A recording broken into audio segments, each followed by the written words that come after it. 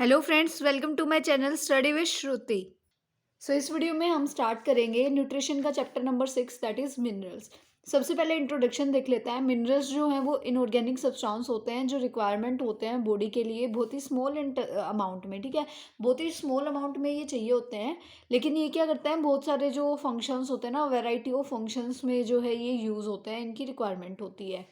जैसे कि बोन का जो फॉर्मेशन होता है या जो टीथ का फॉर्मेशन होता है उसके लिए हमें मिनरल्स की नीड होती है।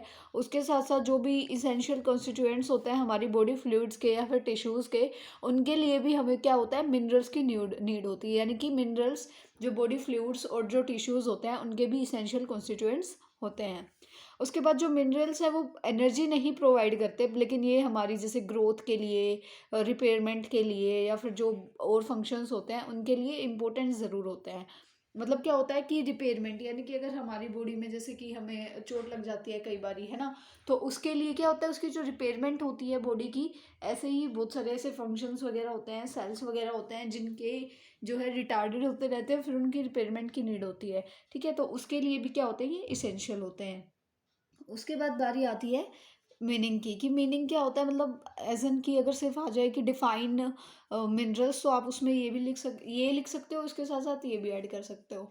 एलिमेंट्स होते हैं ये जो कि लार्जली क्या होते हैं, ऐश की फॉर्म में जो है बच जाते हैं।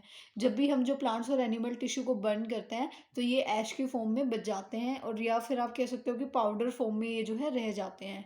16 मिनरल्स जो होते हैं वो इसेंशियल होते हैं ह्यूमन बॉडी के लिए।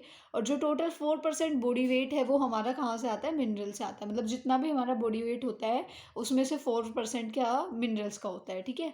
अब मिनरल्स में से कैसे कैसे हमारी बॉडी में मिनरल्स जो हैं वो प्रेजेंट होते हैं।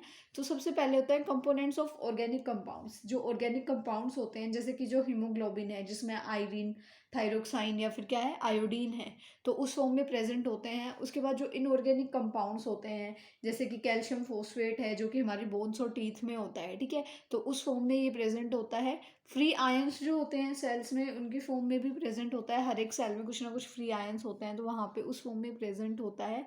और जो फ्लूइड्स होते हैं बॉडी के उनमें सोल्यूबल सोल्ट की फॉर्म में जो है मिनरल्स प्रेजेंट होते हैं।